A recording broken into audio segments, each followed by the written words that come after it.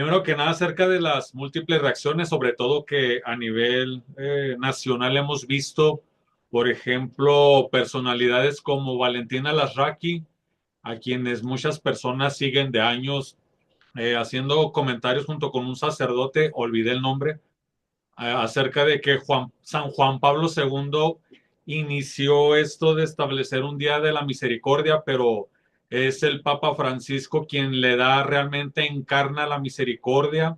Comentarios así muy, me parece un poco exagerados. No sé qué opinión le merezca para empezar las reacciones generales. Creo, padre, no equivocarme al decir que al Papa Francisco le habría parecido esto hasta demasiado con respecto a la idea de funeral. Pienso que el Papa, como cualquier persona, tenía derecho a decir yo quiero un funeral sencillo. Y misericordia creo que es la palabra clave del pontificado del Papa Francisco. Quizás es la palabra ternura, quizás cercanía, Exacto. pero misericordia creo que es el lema de su pontificado. Completamente. Pienso que fue Juan Pablo II el que instituyó el Domingo de la Misericordia siguiendo Era esas tan devoto de apariciones Faustina Kowalska, de Santa claro. Faustina, pero ¿quién puso, digamos así, en obra En esa, carne, en la encarnar, carne, ¿no? exacto, encarnar la misericordia?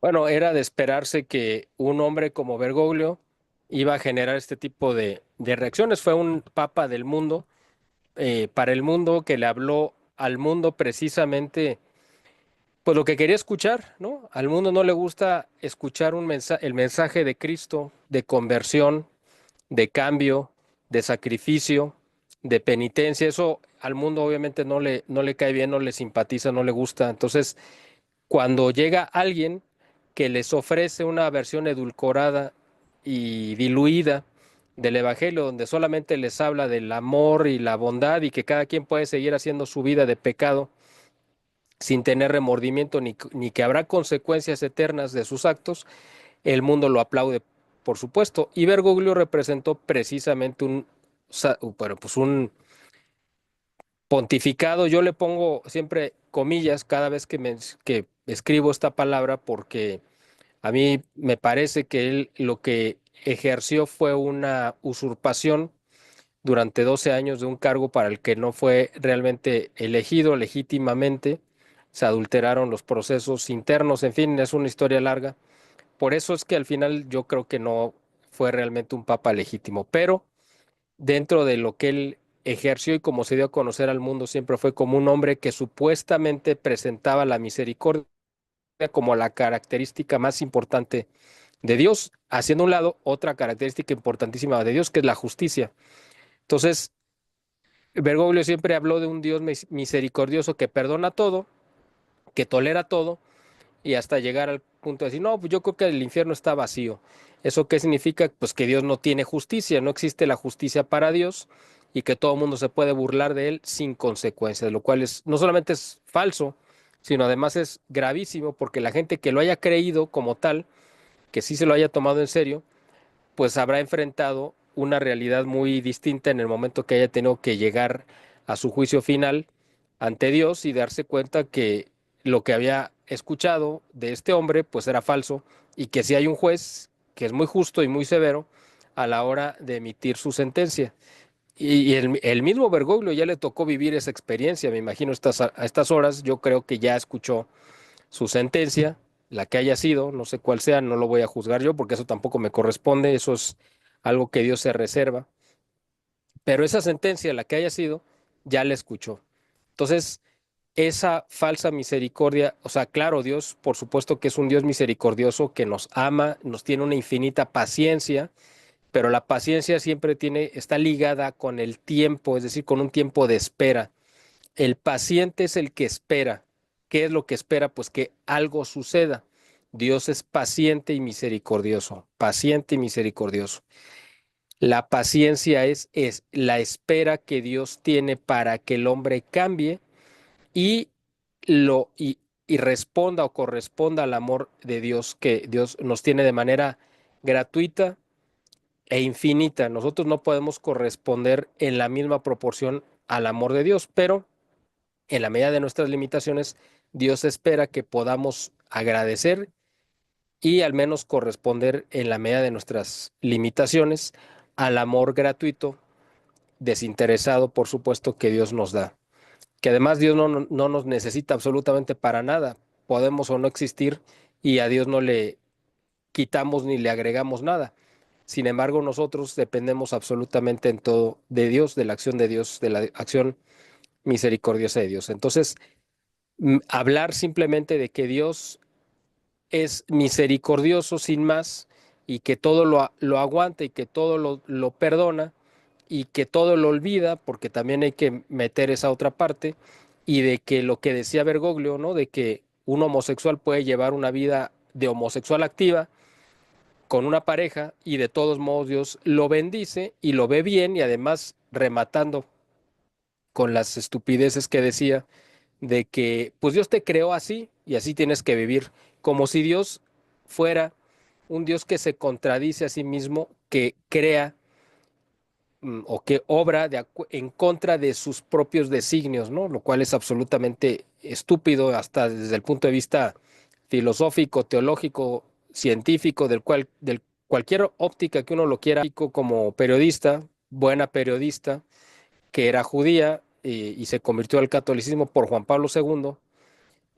Solamente Dios sabe si es una conversión legítima, real y profunda, o, o por conveniencia. Eso yo no tampoco lo voy a juzgar porque no tengo elementos para hacerlo y solamente Dios lo sabe, pero ella pues ha sido una mujer que pues, iba a aplaudirle todo absolutamente a Francisco, eh, y bueno, pues jugó con el papel pues para el cual la pusieron ahí al frente de las cámaras, ¿no?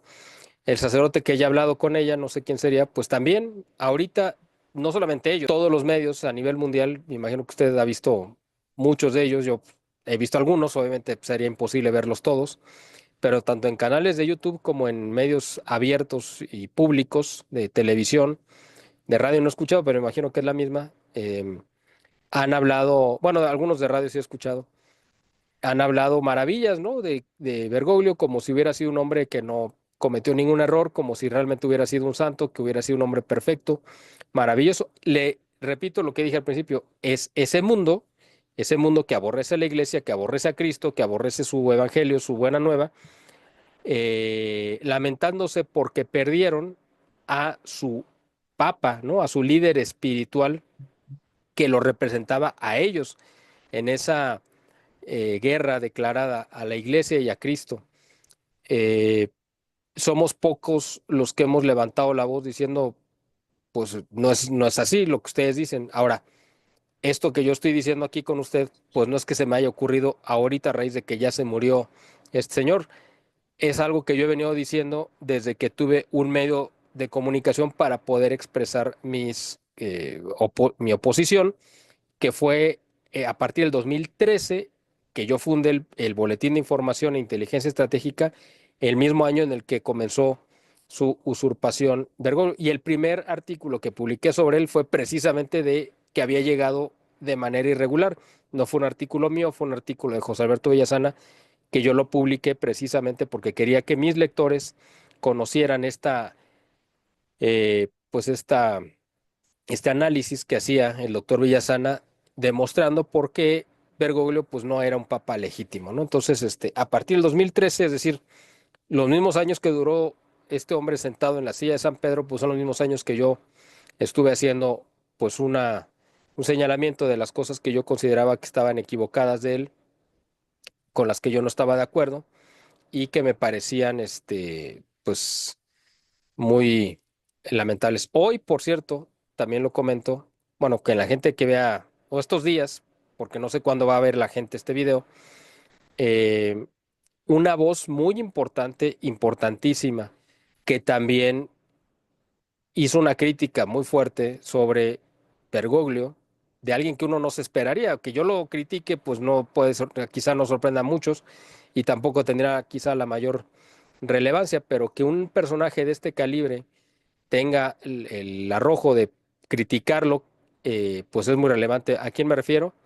A nada más y nada menos que el cardenal don Juan Sandoval Íñiguez, arzobispo emérito de Guadalajara, que ante un medio de comunicación muy reconocido como es Latinus, con el que yo pues tengo también mis diferencias en muchos aspectos, coincido en algunos otros, pero este, cuando menos en este me sorprendió que lo hayan entrevistado a él, y el cardenal Sandoval pues fue muy duro, muy claro al decir, pues Bergoglio hizo cosas contrarias a lo que dice la doctrina de la Iglesia Católica. O sea, que alguien de ese nivel, de esa jerarquía, alguien que incluso fue testigo de cómo llegó al papado este hombre, porque pues, él estuvo en el cónclave anterior y también estuvo en el cónclave de Benedicto XVI, pues creo que es una voz bastante acreditada como para señalarlo, ¿no? Además, él tuvo una relación personal con Bergoglio, fueron arzobispos al mismo tiempo, uno de Buenos Aires y otro aquí de Guadalajara, se conocieron bien, pero el cardenal Sandoval, pues, no era ajeno a las barbaridades y a las pues, blasfemias continuas que decía Bergoglio, y pues aquí tenemos pues el reflejo, ¿no? Digamos, de su postura siempre tan firme y tan clara, ¿no? De como pastor que sigue siendo como obispo, que él está obligado a seguir, pues defendiendo la fe como lo ha hecho siempre, ¿no? Entonces me sorprendió y me dio mucho gusto ver esta declaración del cardenal don Juan Sandoval que dijo a raíz de la muerte de Bergoglio. Miguel, tengo una información, no sé si será correcta, en el sentido de que más del 75% de los cardenales electores para este próximo entrecomillado cónclave fueron asignados, fueron autorizados Nom- por Jorge Mario Bergoglio. ¿Qué tan cierto es? Nombrados. Nombrados. Parece que es el 80%, o sea, no Ah, es el caray. 75, es el 80%. Bueno, también es que es una cuestión de edades, ¿no? Quedan todavía 5 cardenales que van a entrar al conclave que fueron nombrados por Juan Pablo II. ¿Por qué? Bueno, pues simplemente una cuestión cronológica. Juan Pablo II murió hace 20 años. Quiere decir que estos cardenales tuvieron que haber sido ordenados hace más de 20 años, pero tener menos de 80. Por ejemplo, el cardenal don Juan Sandoval es un cardenal nombrado por Juan Pablo II, pero pues ya rebasa los 80 años. Entonces él ya no va a participar en el cónclave. Entonces es una ventana de tiempo muy estrecha donde algunos cardenales que fueron todavía ordenados por Juan, bueno, no ordenados, sino nombrados por Juan Pablo II, pueden todavía tener la oportunidad de participar en el cónclave. ¿Qué significa? Que los nombró muy jóvenes, tendrían de entre 50 y 60 años cuando los nombró, por eso alcanzan a entrar todavía al cónclave. Otro grupo, quizá de unos 20, 25 o un poquito más, son de los que alcanzó a nombrar todavía Benedicto XVI. Benedicto XVI dejó el papado en el 2013, o sea, hace 12 años. Quiere decir que pues todavía hay una ventana un poco más amplia de tiempo. Pero Bergoglio, precisamente una de sus principales trabajos que hizo fue tratar de nombrar a la mayor cantidad de cardenales para garantizar que sus aberraciones iban a continuar aun cuando él ya no estuviera en este plano, ya no estuviera en este mundo. Eso es lo que él, la apuesta a la cual él quiso, por la cual él pues nombró tantos y tantos y tantos cardenales, ¿no? Pero vamos a esperar porque la providencia siempre actúa. Muchos de estos cardenales que él nombró, los nombró de manera deliberada de regiones que él llamaba o consideraba la periferia, ¿no? ¿Cuál es esa periferia? Pues lugares remotos del mundo donde había comunidades muy pequeñitas de católicos que no pues, representaban numéricamente, pues prácticamente eran imperceptibles, pero que él quiso darles algún cardenal que los representara. Algunas islas remotas, ¿no? Pues, en el Pacífico, países asiáticos que tienen comunidades muy pequeñitas, y sin embargo a México, que es un país que tiene alrededor de 140, oficialmente, ¿no? Como 140 millones de habitantes, quién sabe cuántos seamos realmente, pero según las cifras del gobierno somos como 140. Solamente hay 6 cardenales vivos en México, y de esos 5 solamente van a participar en el cónclave 2. Evidentemente hay una desproporción de el número de católicos, que se supone que es alrededor del 80%. Y cuando digo católicos, pues me refiero a numéricamente, porque la mayoría de esa gente yo creo que no conoce prácticamente nada de religión. Son católicos culturales que van a misa a veces, cuando menos en Navidad y alguna otra festividad, que hacen la famosa visita de los 7 templos, pero no participan en los oficios de Semana Santa, por ejemplo, ¿no? Que van el miércoles de ceniza, no van a misa, pero van el miércoles de ceniza. ¿Por qué? Pues por quién sabe, pero porque es la tradición y mi mamá me lo enseñó, entonces yo voy a que me pongan ceniza. Y pues hacen su primera comunión, llevan a sus hijos a bautizar. Pues la hija hace su fiesta de 15 años como si fuera un sacramento y se casan por la iglesia.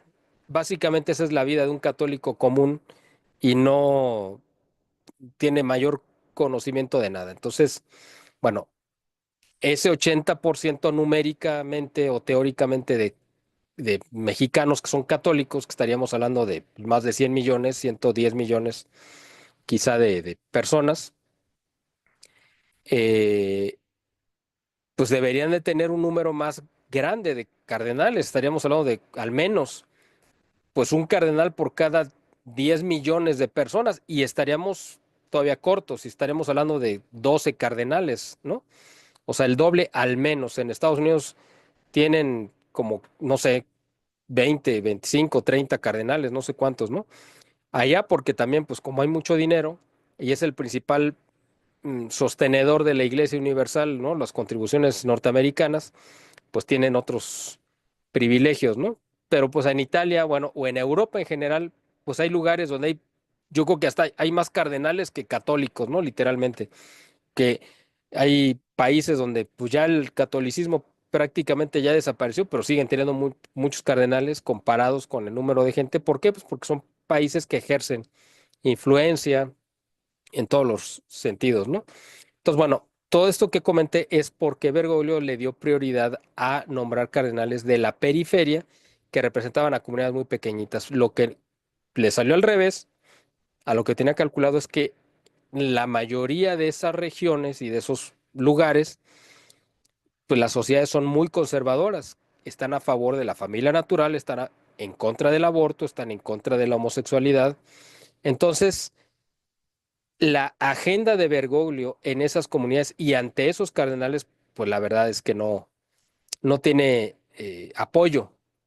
Quizá en lo social, en la parte económica, pues puedan ser de izquierda, pero en la parte de la agenda, digamos, de género que impulsó con tanta vehemencia Bergoglio, pues estos cardenales no van a ir en ese sentido. Y eso es una cantidad significativa de cardenales, lo cual es interesante porque muchos de esos quizá ahora en el conclave se van a inclinar o van a hacer equipo o bloque más bien por algún candidato que sea o moderado o conservador, que es todo lo contrario a lo que quería hacer Bergoglio. ¿Por qué? Pues porque estos cardenales no se van a identificar con los cardenales radicales bergoglianos que van a querer que haya sacerdotisas o que se cambie la doctrina o que vengan toda una serie más de innovaciones que se permitiera, porque yo no me extrañaría que lo llegaran a impulsar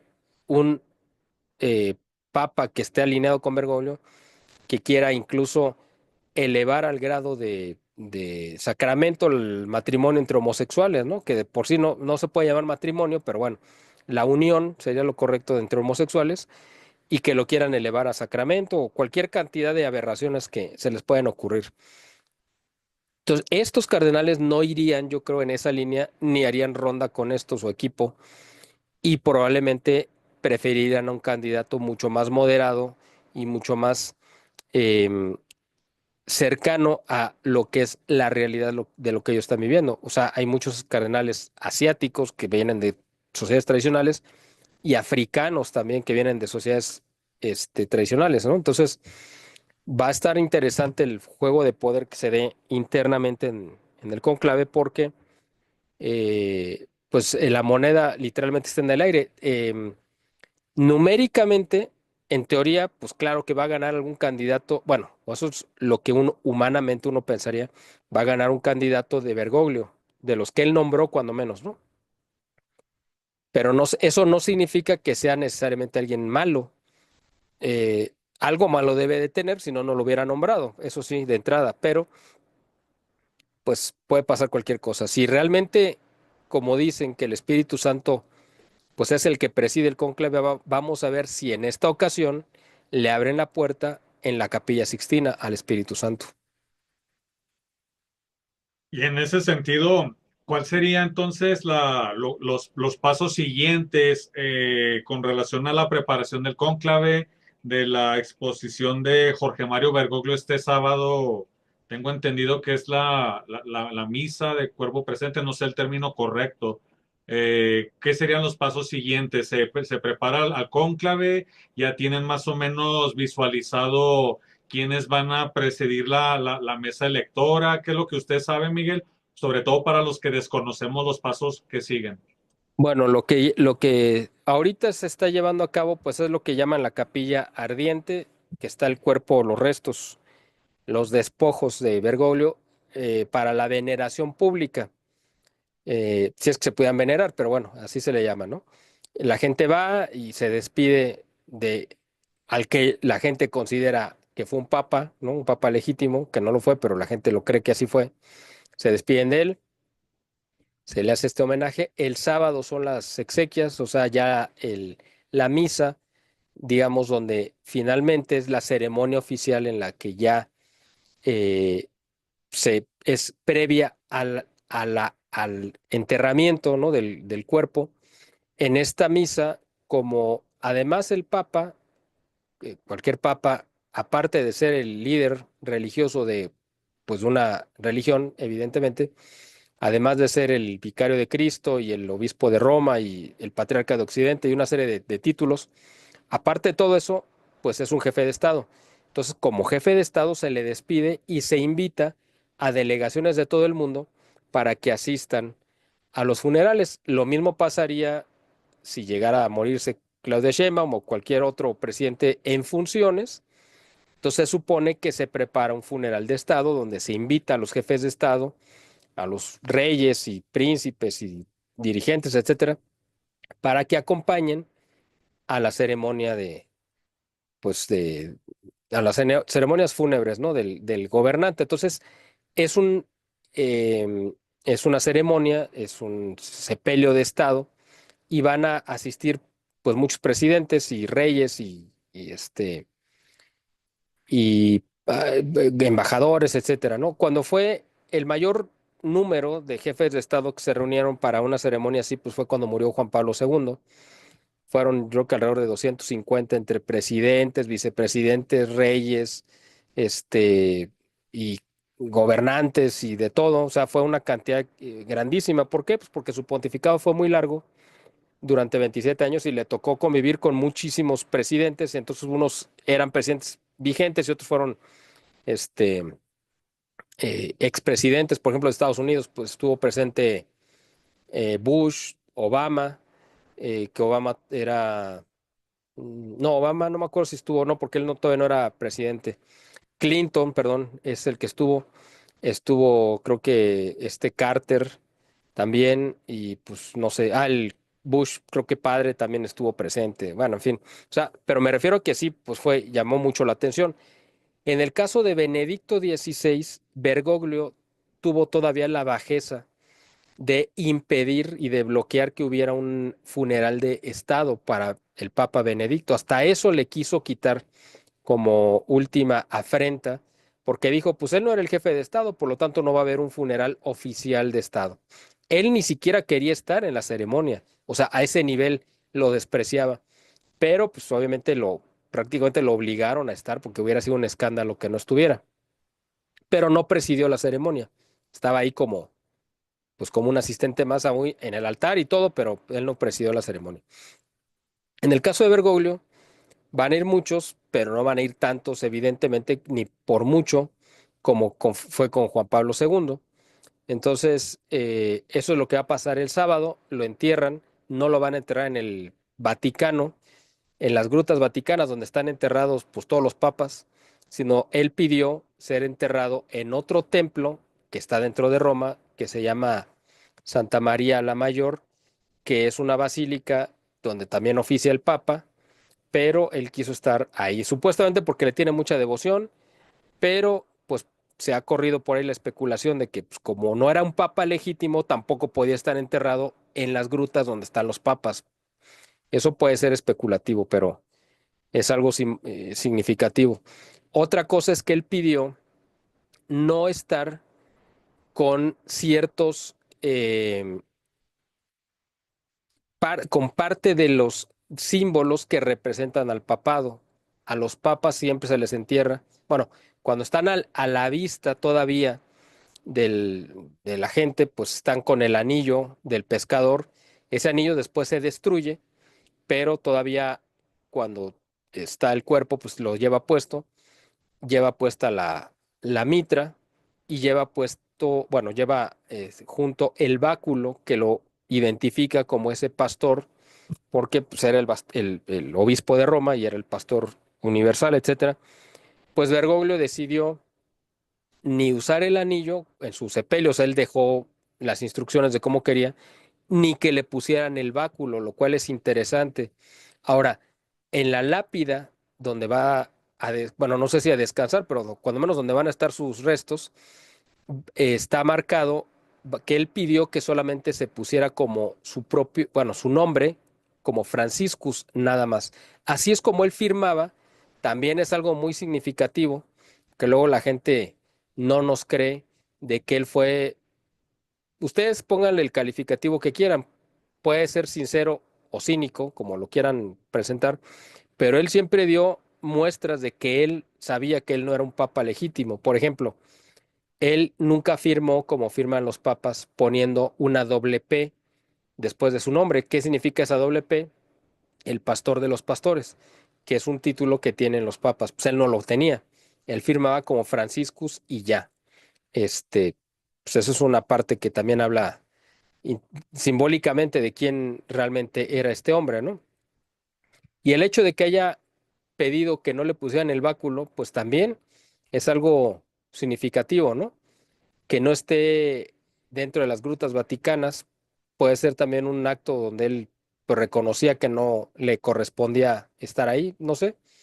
Entonces, eso es lo que va a pasar el sábado, pero a partir pues, de que se muere el Papa, empiezan una serie de reuniones que se llaman congregaciones generales. Esas congregaciones generales es, son reuniones de todos los cardenales pues, vivos, evidentemente, que estén en condiciones de viajar a Roma para acompañar, asistir a las ceremonias fúnebres del Papa, pero además para empezar a intercambiar puntos de vista, opiniones e información del estado de la iglesia y además son reuniones en las que se les da un estado de cómo se encuentra la iglesia en todos los sentidos, económicamente, pues, políticamente, social, espiritual, etcétera. Es como un estado de, pues como sería en una empresa, pues un informe anual, pues acá se presenta igual.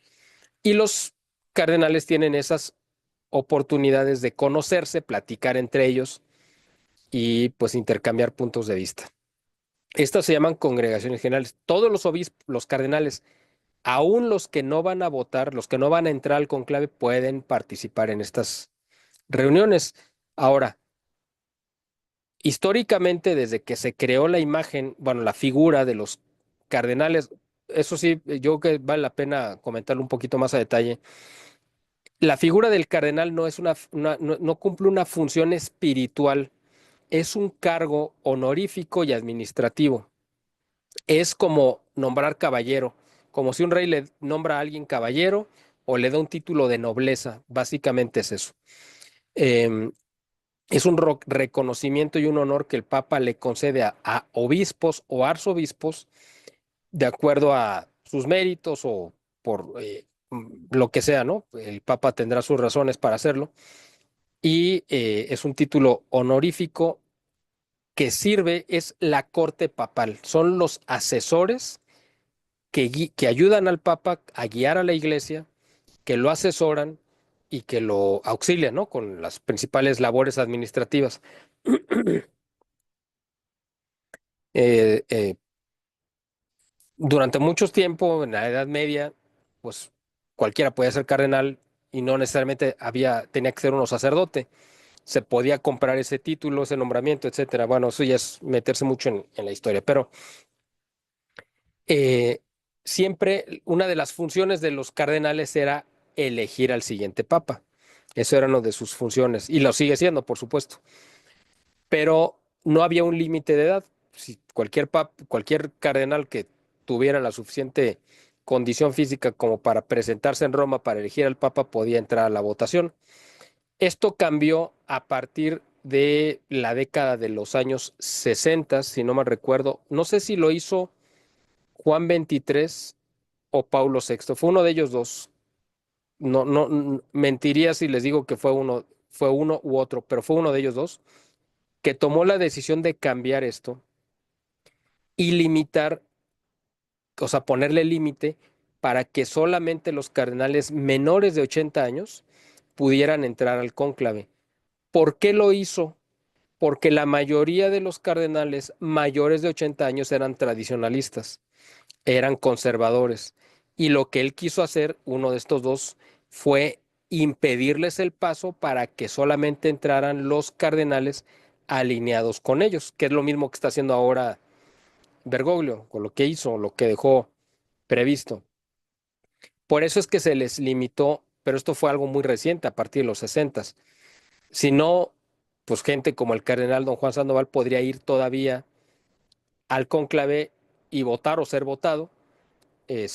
Tiene 92 años, él ya no va a ir a Roma, no va a participar en estas congregaciones generales, porque pues ya por su estado está bien en general de salud, pero ya sus condiciones pues obviamente están limitadas, entonces él no va a participar en nada de esto, ni siquiera va a ir pues, al sepelio de Francisco, ¿no? Eh, de todos modos, pues le piden su opinión a distancia, ¿no? Oiga, ¿cómo ve usted la iglesia en México? Y se le consulta. Entonces, toda esta información que se recaba de todo el mundo se discute en estas congregaciones generales.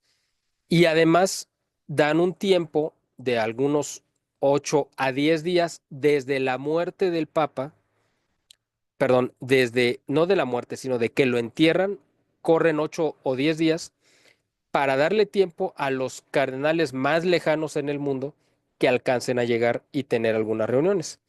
Y entonces se determina que mm, entre 8 y 10 días posteriores a que fue sepultado el Papa, o en este caso Bergoglio, tiene que iniciar el cónclave, no antes ni después, o sea, le dan un plazo.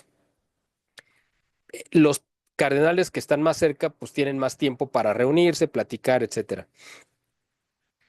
Entonces, la idea es, y también le dan varios días al cuerpo del Papa para que llegue la gente a rendirle honores, pero también con la idea de darle tiempo a los cardenales que dejen todo listo en sus lugares de origen para que se trasladen, porque uno de ellos ya no va a regresar a su casa.